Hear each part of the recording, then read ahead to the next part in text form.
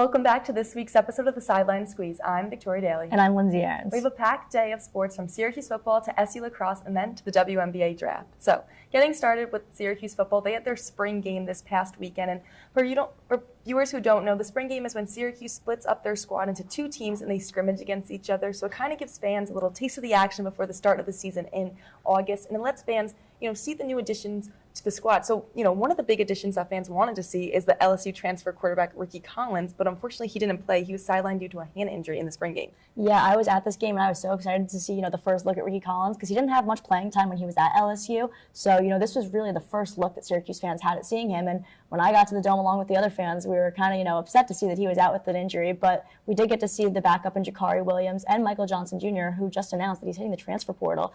Yeah, so I think that just shows that Jakari Williams will probably most likely be the starting backup quarterback behind Ricky Collins, but I was a little surprised when I saw that Michael Johnson Jr. is hitting the transfer portal. I was surprised too. I mean, I guess he realized, that since Jakari Williams did lock up that backup spot, that there's not going to be a lot of time for him, so probably a better career move for him. Jakari Williams is a redshirt freshman, and speaking of other redshirt freshmen, Jordan Montanez, he had a game for himself in this spring game. He had 60 yards rushing and a touchdown for Team Blue, and Team Blue is going to go on and win it 16-14.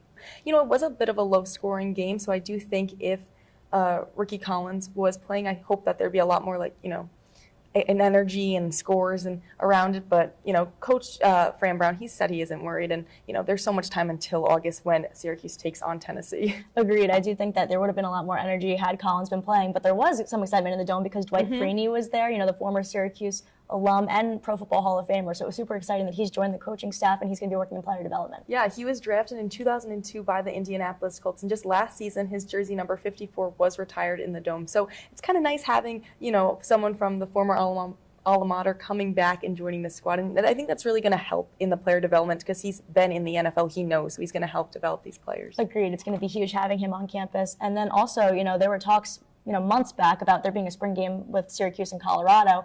That kind of fell through. Can you tell us about that? Yeah, so Coach Fran Brown tweeted at Deion Sanders, the Colorado head coach, saying, let's have a spring game. So I was super excited. I was like, ooh, a spring game versus Colorado. Colorado, they had a good season last year.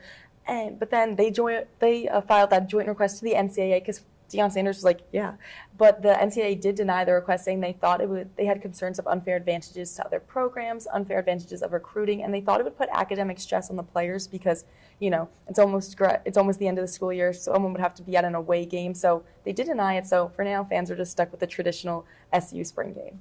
It was still cool to get to see the traditional game, but now let's move over to the lacrosse field as the Syracuse men's team, they snapped their 6-game win streak with a loss to number 1 Cornell, 17-12. They're now 9-3 on the season, and they're ranked number 4.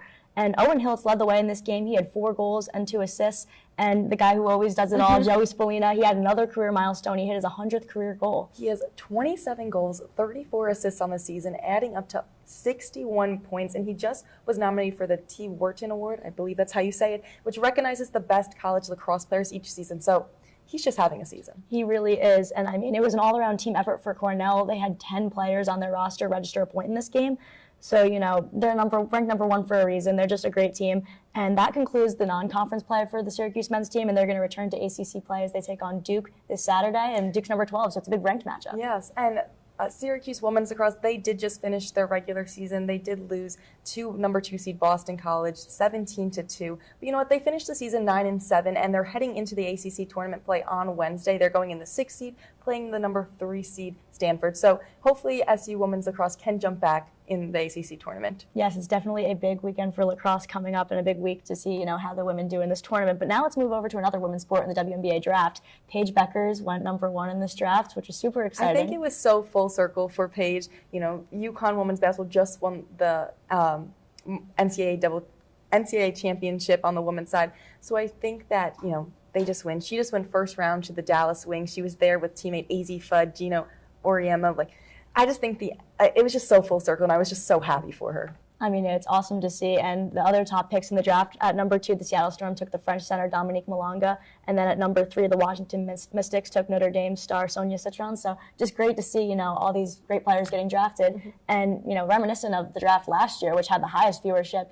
Viewership this draft was, I believe it was like 1 million lower. Exactly, yeah. But still great that we had over 1 million viewers in this draft. Yeah, and I know we've talked about the Caitlin Clark effect on that. I do think this was the second most watched draft after last season, so I do think that even though it wasn't as high as last season, it's still heading in the right direction. And now when you have Paige Beggars going into the WNBA to play against Caitlin Clark, it's just going to hopefully lead into viewership again for the WNBA. Because we saw in college last year when Paige and Caitlin would match up in the past, the viewership was huge.